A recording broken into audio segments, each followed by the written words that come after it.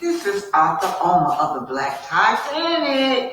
Hit that like button, share and subscribe. Remember, eagles flies with eagles. All right now, hit the like button, share and subscribe. This is Arthur Omer, and remember, eagles fly with eagles. Tisha said to Melody, on the outside, you're beautiful. Look, I'm gonna give you this. You're a beautiful girl. Beautiful gowns, honey. You're a beautiful girl. Great gowns. But Miss Tisha felt that inside your dark soul. And even my reaction, I was like, well, damn, Tisha? Yeah, I know. She's been waiting for this moment. She's been waiting for that stage to have that moment. Wait, you thought it was premeditated? Oh yeah, it was premeditated. It was prepared. It was all those things. But those were her real feelings, and that's her real feelings. And her real feelings, Tisha can't help but to notice how her husband looks at Melody. She can't stand it. When Marceau went and asked for her to be the ambassador for what is that, the black wine or whatever that is in that bottle, Tisha was so intimidated. Yeah, Tisha really have a gross hatred in her heart for Melody because she knows that her husband look at Melody with a certain lust. And not only lusting, he likes the way Melody plays. He likes that educated, intelligent woman that's bold. Melody is bold and he liked that. Now, Tisha's supposed to be intelligent with her book sense, but Tisha is not bold. Tisha can't go out there in that world and draw an audience like Melody. Tisha can't go out and run a business like Melody. See, all that stuff is what Marceau is attracted to. He's very much attracted to Melody. Now, if Melody was that type of woman, like the rest of these women that she's dealing with, that don't mind going with your man behind your back, it would be like that. But Melody, she has a lot of morals and values. Let's just keep listening. Again, I'm a truth teller. I believe in people telling the truth, and I can accept the hard truth from people, which is why Melody boomeranged that shit right back to her and told her, well, you know what? Wonderful. You should be so happy that such a dark spirit is no longer in your life. You should be thanking God for that. And because Tisha was so ready, she had her boxing gloves on. And now I thank God for everything, but not that. Well, you're contradicting what you said. She was just too caught up in the moment. It happens to the best. So not my Tyson boxing gloves, child. Okay. Mm-hmm. Melody I'm telling you, she was KOing the whole reunion. You see how she rolled Destiny like some dice? When she told her, she was like, I don't even talk, girl, I don't even talk to you, sweetie. And what did Destiny do? Well, you talking to me now, sweetie. She was hanging on the Madani door once again. Right back there, hanging on the door of Madani. Let me go back because I gotta hear that again. She was hanging on a Madonna door again. Let's see this. Oh, this coming from Love and Marriage Straight, no chaser. This girl said that once again, Dustin was doing the spat between Melody and Destiny. Dustin said Mel rolled Destiny like some dice when Destiny said, you're not about to keep playing in my face. Then Mel replied, how am I playing in your face when I don't even talk to you, sweetie?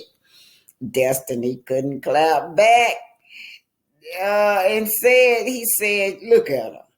Look at you, hanging on a Madonna door again. And Carlos lived for that moment. Y'all heard how Carlos was laughing. But not only did she roll Destiny like a dice, she rolled Tisha like a dice too when she told Tisha, well, if I'm that dark spirit, you ought to be glad I'm out your life.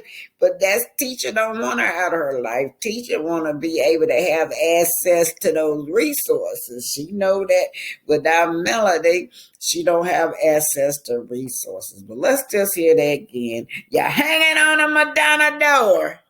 He'll find their way to peace, even when they have something they need to discuss or address. They're respectful and direct in their communication with each other, and I love seeing Melody like that. So I wish she did that more. Yeah, I do. I agree with you. It was beautiful, and it goes to show you the depth of the friendships that even Kimmy and Melody had. Now, the thing with Melody and Tisha seems to be very much at odds, to the point Tisha said to Melody, on the outside, you're beautiful. Look, I'm gonna give you this. You're a beautiful girl. Beautiful gowns, honey. You're a beautiful girl. Great gowns. But Miss Tisha felt that inside your dark soul. But even my reaction, I was like, well, damn, Tisha? Yeah, I know. She's been waiting for this moment. She's been waiting for that stage to have that moment. Wait, you thought it was premeditated? Oh yeah, it was premeditated. It was prepared. It was all those things. But those are her real feelings. And again, I'm a truth teller. I believe in people telling the truth, and I can accept the hard truth from people, which is why Melody boomeranged that shit right back to her and told her, well, you know what? Wonderful. You should be so happy that such a dark spirit is no longer in your life. You should be thanking God for that. And because Tisha was so ready, she had her boxing gloves on. And now I thank God for everything, but not that. Well, you're contradicting what you said. She was just too caught up in the moment. It happens to the best. Not my Tyson boxing gloves, child. Okay. Mm-hmm. Melody I'm telling you, she was KOing the whole reunion. You see how she rolled Destiny like some dice? When she told her, she was like, I don't even talk to you, sweetie. And what did Destiny do? Well, you talking to me now, sweetie. She was hanging on the Madani door once again. Right back there, hanging on the door of Madani. Hanging on that Madonna door again. Yeah. Oh, she knocked both of y'all out. She did a Mike Tyson on you and Tisha. She knocked y'all out. Left y'all hanging on the Madonna door. Call each other my baby mama, how you doing? Mm-hmm. And you would think two women going through the same issue at the same damn time of both going through a divorce would sort of bring them closer. If anything, it brought them apart. And even now, I still, like I said at the reunion, there's something deeper going on because, okay, let's say, Destiny and Tisha was talking shit behind closed doors. And everyone said Melody had the glass to the door like, what's going on, child? Let's say that was the case. That to me does not end the friendship, which is why I had to ask, was it because she was too charming with Martel? And then the whole thing came with the hacking of the phone. What was your thought process in terms of all of that being revealed? And last but not least, what do you think is the real reason that Destiny and Melody aren't friends anymore? Okay, so the hacking of the phone as a concept is just ridiculous to me, right? Because every one of these are parents of multiple children on this stage who are far beyond the childish antics of a 20-year-old hacking somebody's damn phone, right? So let me just get this straight. Melody says that, let me be one clear, I didn't hack anybody's phone. However, someone definitely attempted to hack into mine. I already know they've done this before. And other privacy violations, hence Martel. Hence why I changed my number so much. 1 week before the reunion, another tip came to light. But the angels said, no. And whoever they paid did it wrong. Sound like some Martel dude. I started getting their calls, not even realizing what was happening, till I finally called one of the people back, and they told me the number they had dialed, which was not mine.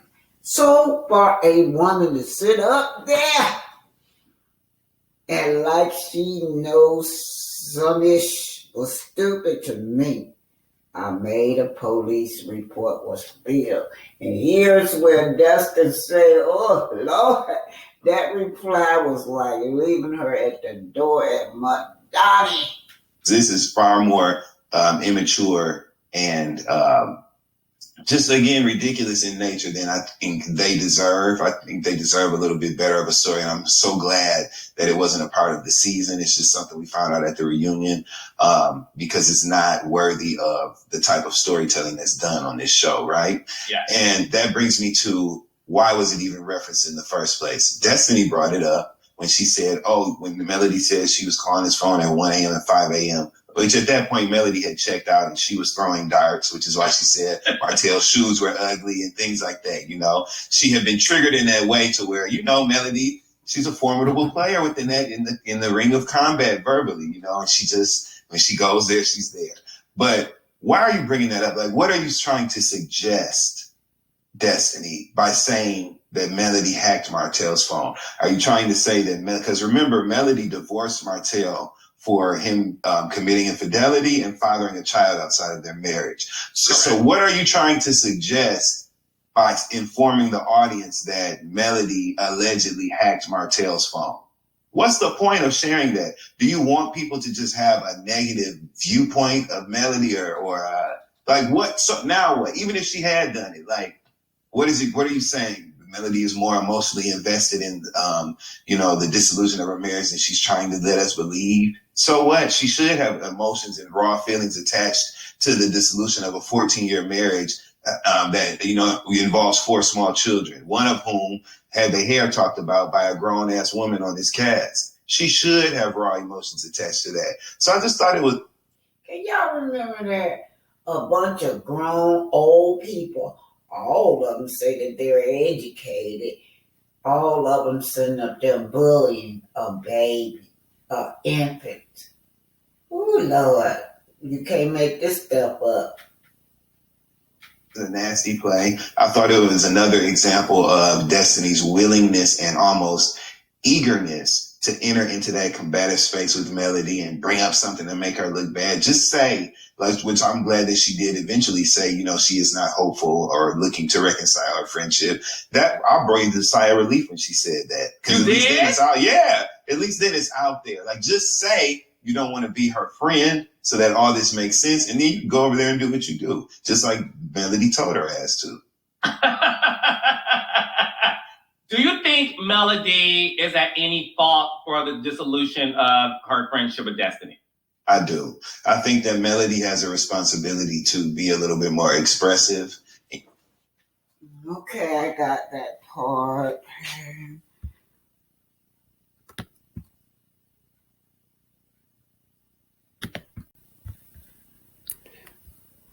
This black excellence gonna go to Ellen Elgin. She invented the wash machine, you guys. And I remember we used to have to scrub them clothes on a washing board or on our hands, you guys. We used to have to do that. You guys don't know what she did, but when she invented the washer. But Ellen Elgin was born in Washington, D.C. in 1849. She earned a living by working as a government clerk and a housekeeper. She observed women washing their clothes in rivers and water basins using rocks and stones. Y'all, I remember those days. The women hurt their hands while scrubbing the fabric. It was then she started considering inventing the clothes wringer. Elgin wringer made it easier for women to squeeze soap, dirt, and water out of fabrics. Sarah Boone, an inventor that obtained the patent rights for improvement made on the ironing board now, was inspired by Elgin's accomplishment. Now, y'all know Sarah Boone, she did the ironing board.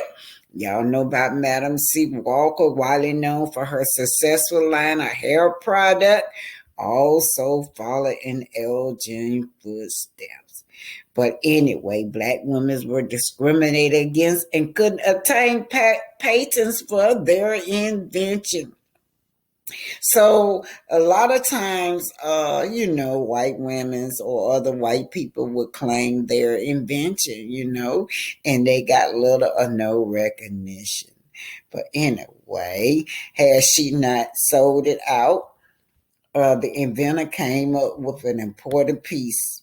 But anyway, I'm just going to say this week, Black Excellent go to Ellen Elgin. She invented the clothes wringer, the wash machine. So, Black Excellent, Ellen Elgin. Don't forget about Sarah Boone. She did the ironing board. Y'all know about C.D.M. Walker, Madam C.J. Walker, known for her hair product. These three women are Black excellence. Black excellence, yes.